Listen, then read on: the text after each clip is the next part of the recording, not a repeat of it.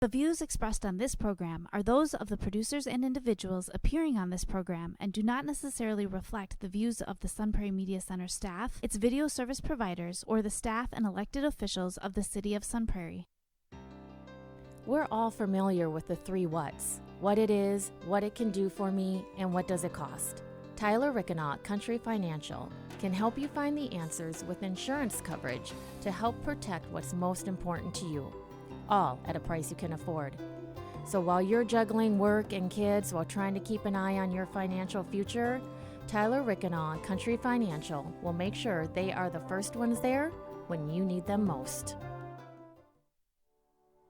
The kids are back to school, and your schedule is busier than ever.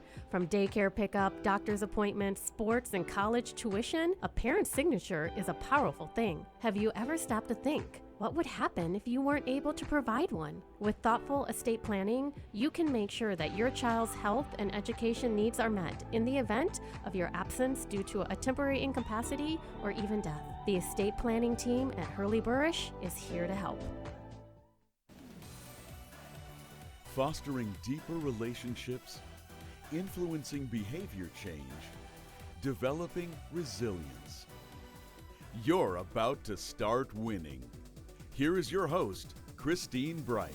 I'm sure no one would see me. Welcome to Parenting Game. I am so glad you are here. I'm so excited today. We are filming the 50th episode of Parenting Game. I can't believe it's been 2 years. And I have a great guest panel today. Some are former guests, and some are those who have been behind the scenes to help this get started. Thank you all for being here. I can't believe it. Thanks for having us. June, it will be 2 years since I started filming Parenting Game. Congratulations. And thank you. And you guys are all here because you have played special roles along the way with the filming of Parenting Game. So how it all began is I met Bill Baker, so people can meet Bill Baker. You and I met at lunch. At Full Mile. Yeah, Full Mile Brewing. And I was working, you were supposed to have like a lunch appointment, and then it didn't. Yeah, Laura blew me off that day. Okay. And so then I got to know Sarah, one of the servers there, really, really well, and she brought me the bill, and you were paying yours. And I looked at Sarah and I said, have I not taught you to slide my bill down to any single guys in the bar?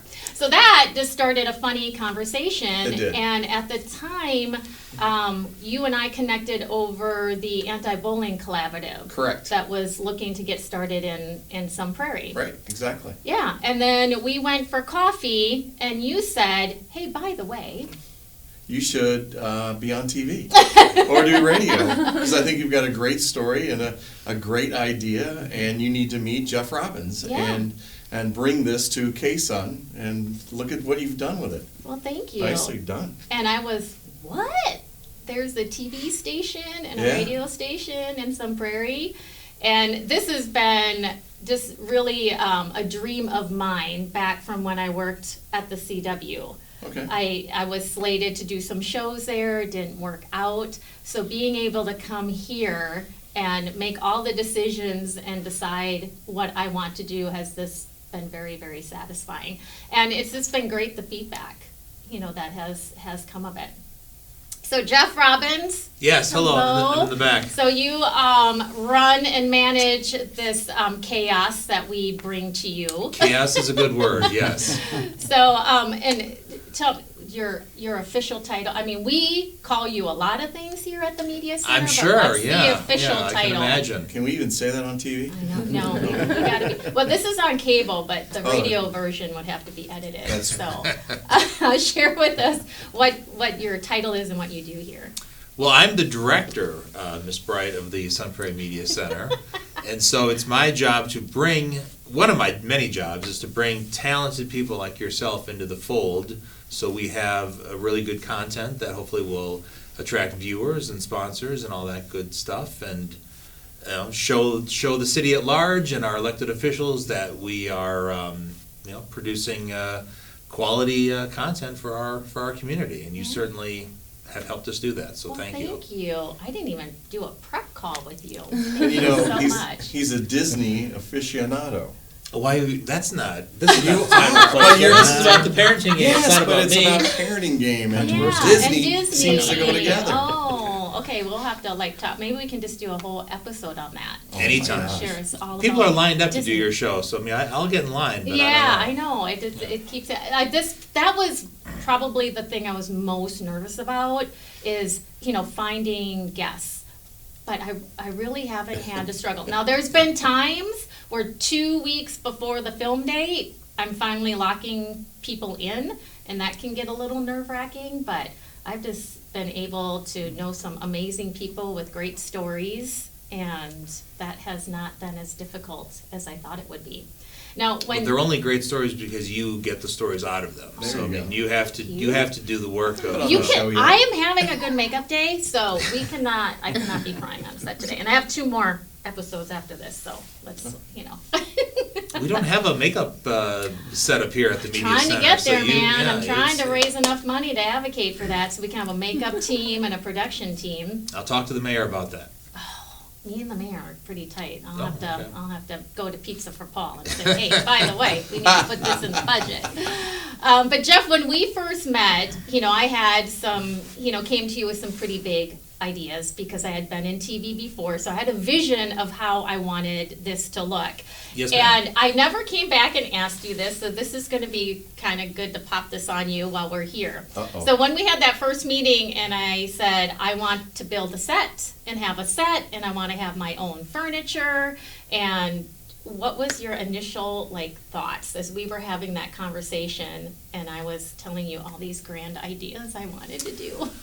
Well, my initial thoughts were very positive because the fact that you were so committed to having your own set and your own furniture told me that you were committed to this project. We have a lot of people who are very well-meaning who come into the media center and they say, I'm going to do this show and it's going to be great and I'm going to do one every week or one every 2 weeks, and then they realize that it's a lot of work. Mm-hmm. I mean, this is what you do and what other people here like Mr. Baker do.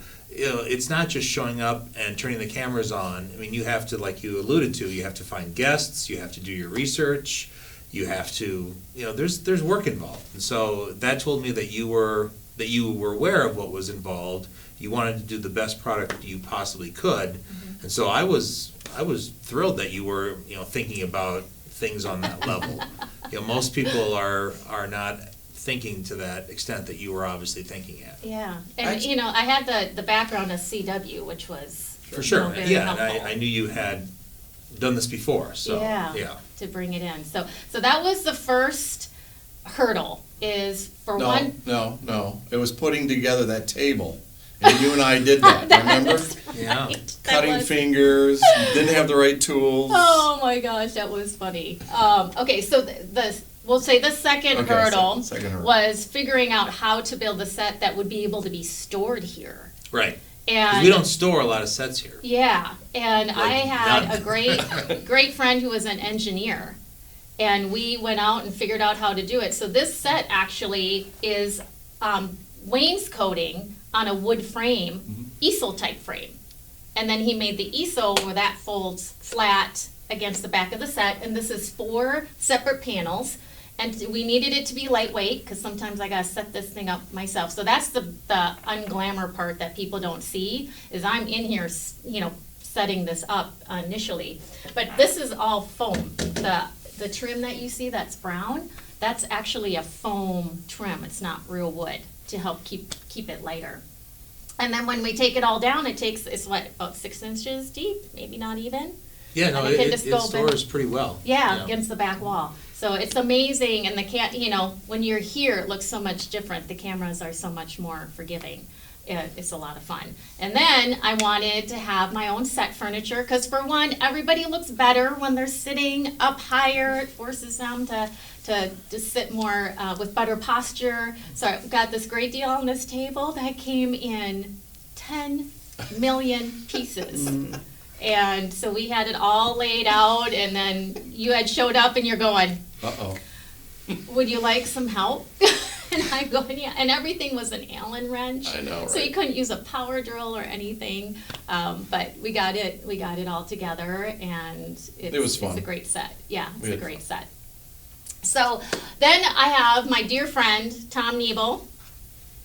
Giveaway. Hi. I remember you. I know. So I was very nervous doing my first couple episodes, and I wanted to make sure, for one, I had guests that I could count on to carry on a conversation.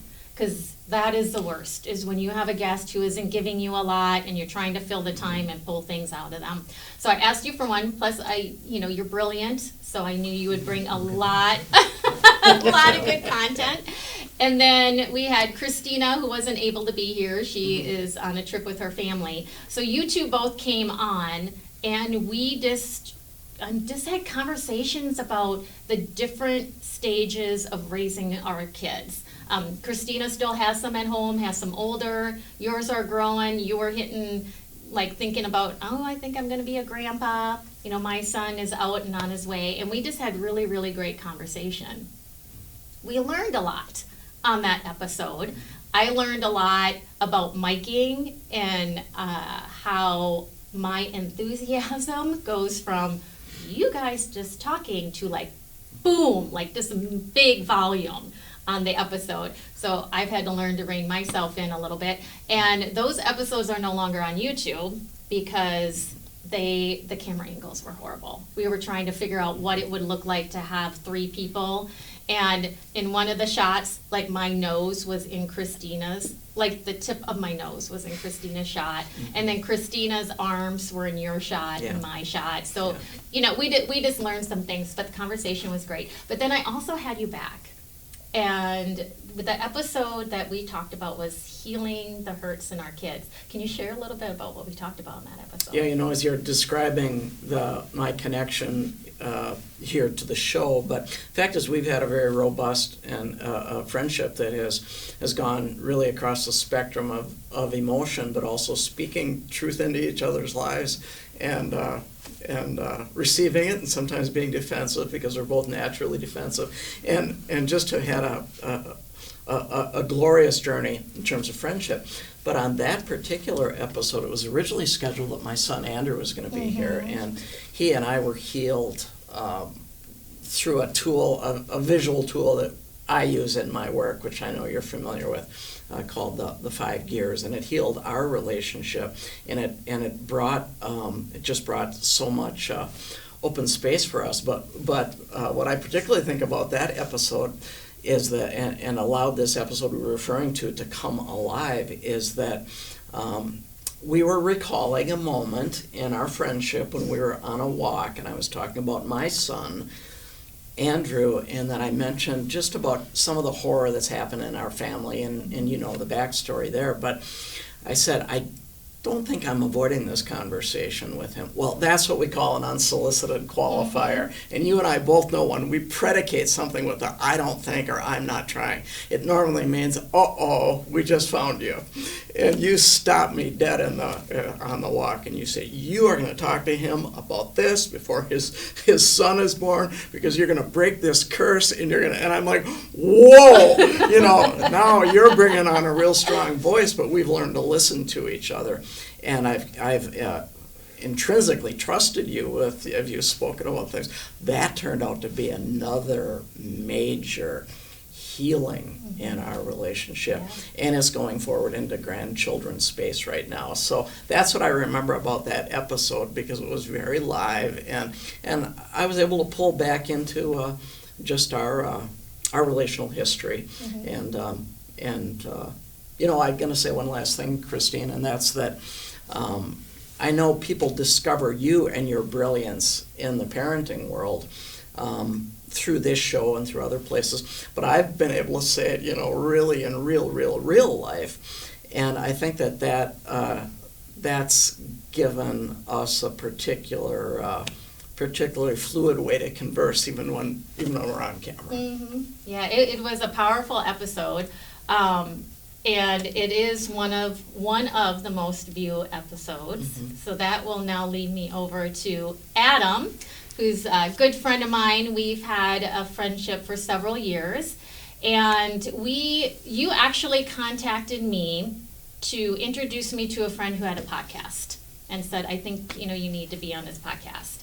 And we started having a conversation, and you just started sharing your heart about dads and the struggle of being a single dad, and that there's not many resources.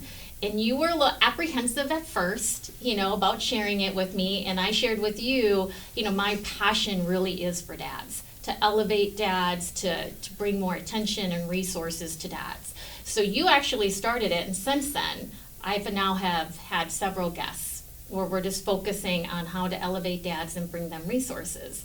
And you're the second most viewed episode. We're going to be finding out in a minute, as of today, who has the most views. But just share with us, our conversation was, again, about all that single dad, and you were so vulnerable in sharing your journey and the lessons that you learned. So share a little bit about that episode and what we covered. Yeah. Well, I'm sure a lot of the people that you've had on this show, their biggest passion has been birthed from their biggest pain, right? And I think we all share that as a group. And I don't think everybody does something with that. They don't take that pain and make meaning out of it. And I got to a point where, I was sort of a magnet for so many single dads, even dads going through very difficult seasons in their life. And by going through my journey and learning, right, I don't think any of us does it perfectly, right? Nobody can relate to perfection. I think by trial and error and making mistakes, just not wanting others to go through and experience the same type of pains and draw out this healing process that doesn't have to be so long and frustrating, and just knowing that there's other people that have been there. And I think we all have been in those moments of life where we feel like we're on an island. Mm-hmm. We don't believe that anybody can relate to that moment in that storm that we're experiencing, and not seeing the light at the end of the tunnel. And I think, my mission is to help those dads sort of find that safe place where they can be vulnerable, they can share those pains, and really help them navigate, as I did over the past 15 years, through trial and error, finding a better way and doing it together. We were never meant to do this journey alone, right? We really were meant to come together, and the only way to do that is through vulnerability. So I'm glad that you had me on and pulled that vulnerability out, so that I can, sort of pay that forward and help other single dads go through hopefully a gentler experience than I did. And you have an unusual circumstance, because it isn't often that a parent or a dad gets 90% of custody. So that was unusual. Bill, you had? I wish I had him in my life 25 years ago. Yeah, because how old are your boys now? 28 and 38. Yeah. But my youngest, it was Alex and I, and it was kind of cool. But the challenges and how to deal with different things, I had no resource except for my own parents and my own dad. And at that point, it's like, well, you'll get through this. Just hang in there, you'll get through It'll this. be fine. Yes. It'll be fine. But there was nobody to reach out to, no one to really talk to about it. Yeah, that's one of the beauties now of having the social media, and that's much more accessible. One of the other things too is you've been a single dad how many years? Since my children were 4 and 2, so I think we're headed on 15 plus years. Yeah. Most of my time as a father has been as a single parent, which is not natural, right? It's not the way it was intended, but I think you have to make the best of it. And I feel for single mothers, right? I mean, single parenthood is no joy. It's frustration, it's exhaustion, it's times where you feel like you want to give up. But there's something about single dads that there's the stereotype, the deadbeat single dad, right? The guy that puts himself first, that's selfish, that maybe was the cause. We get the blame. We're the punching bag. Not in all circumstances, but stereotypically, people sort of look down and marginalize and push to the side the single dad, and it can be very isolating. It can be very lonely. And we talked about some of the statistics around single dads, the mortality rate, on how high it is. I mean, this is a true epidemic that no one's talking about. We have a lot of problems in our world, and I think a lot of people would agree the lack of fathers and the lack of involvement and the lack of their mental health is a huge part of children's mental health and their upbringing and their safety. Yeah, and then I followed up, one of your episodes I had Donald Bayakowski on, and he talked to that mental health piece of how, dads and men are put in this certain box, and they're supposed to act a certain way and just, buck it up and bootstrap it, and how that is playing into this mental health piece. So I thank you. I thank you for your vulnerability, and it really opened the door for me to continue to invite guests on who are speaking to dads. Christy, so you are the one who made me cry on my episode. I mean, good grief, right out. I got through the intro, and then after that I was toast. So we've had a long history, long friendship, and we get into it a little bit on the show, but just full disclosure for the 50th episode, I got to know you because I was hired as your nanny. One of the children was having some pretty major behavioral issues, and that's why I was hired. 2 weeks after I start, you go to rehab. Yes. And now I'm trying to navigate this new household with 4 children. Was it 4 under 7? 4 under 6.5. 4 under 6.5. The youngest being 6 months. Yeah.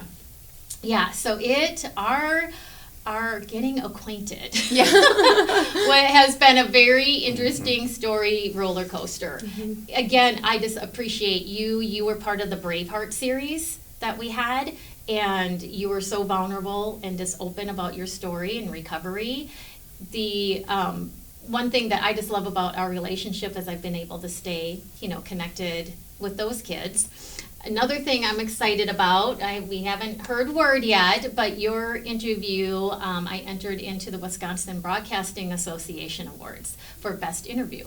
So we're waiting, to see how that goes. But please share your story. You had this moment of now second DWI?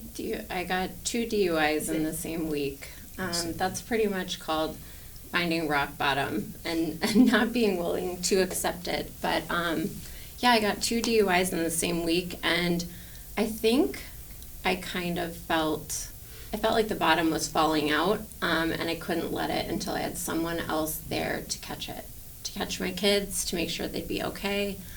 And once I knew Christine was there, I honestly felt like I could do that. And it was no mom wants to leave 4 children, 4 young kids with another woman and say, like, please take care of my kids, because I can't. But I really couldn't. I could not take care of myself. So I went to rehab for 60 days for alcohol. And I am now almost 4 years sober. And my whole life is so much better. Thank you. I'm divorced. We're all happier. Divorce doesn't have to be bad. It can be, a really healing process too.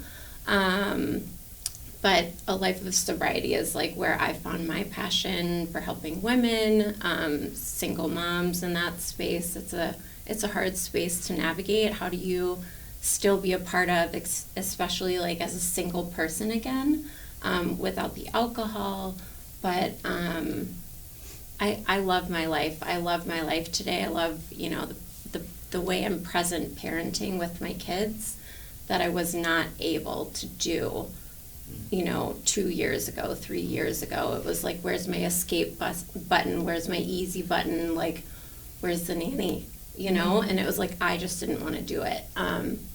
So I'm really grateful that now we're friends. And I get to be mom again. And now I can just be fun, Miss Christine. I don't have to be that hammer coming in, which was a little bit of a transition. It was. When we were switching into that friendship role, they weren't, they had to name, like, who's in charge? Like, because Miss Christina's here, like, what's going on? And I just, had to step back, and now we're just in that flow that I just get to show up and be fun and still interact with your kids. Yep. But I know your episode has been so helpful, to so many, especially, women who have kids.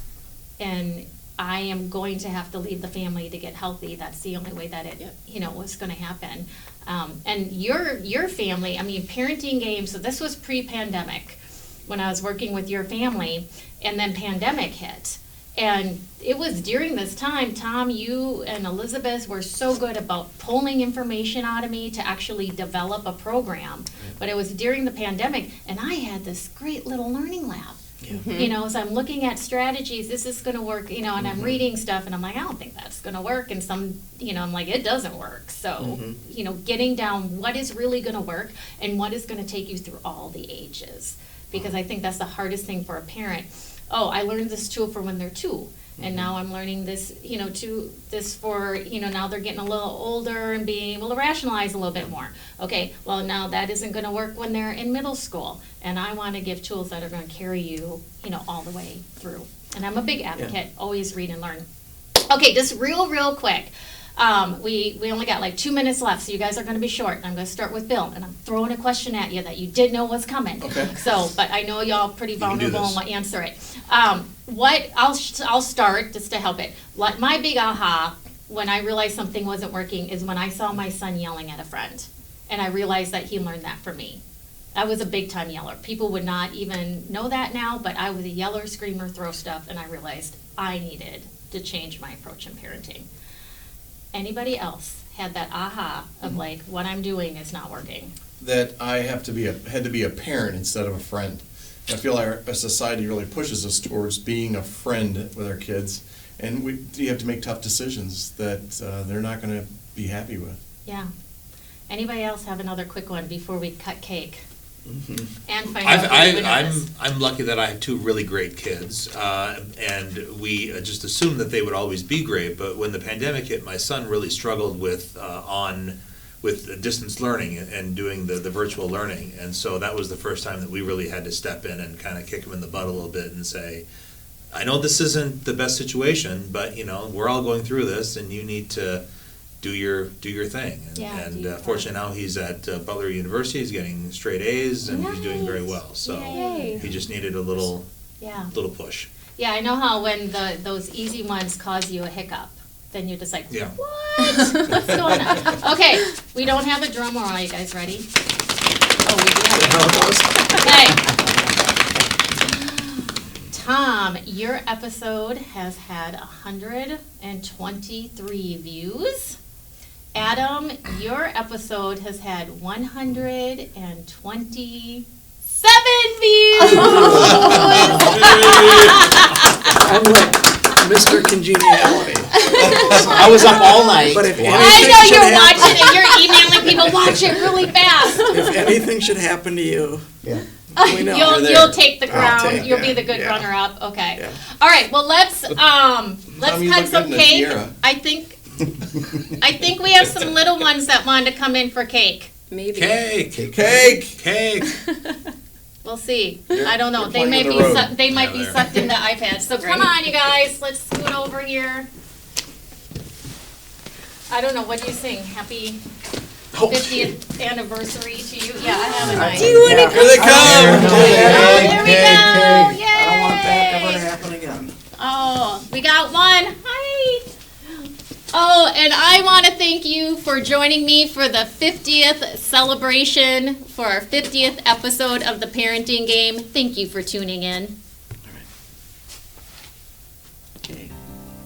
We're all familiar with the 3 whats: what it is, what it can do for me, and what does it cost. Tyler Rickenaut, Country Financial, can help you find the answers with insurance coverage to help protect what's most important to you, all at a price you can afford. So while you're juggling work and kids while trying to keep an eye on your financial future, Tyler Rickenaut, Country Financial, will make sure they are the first ones there when you need them most. The kids are back to school, and your schedule is busier than ever. From daycare pickup, doctor's appointments, sports, and college tuition, a parent's signature is a powerful thing. Have you ever stopped to think, what would happen if you weren't able to provide one? With thoughtful estate planning, you can make sure that your child's health and education needs are met in the event of your absence due to a temporary incapacity or even death. The estate planning team at Hurley Burrish is here to help. Thank you for watching The Parenting Game. All episodes of The Parenting Game are available on demand at sunprairiemediacenter.com.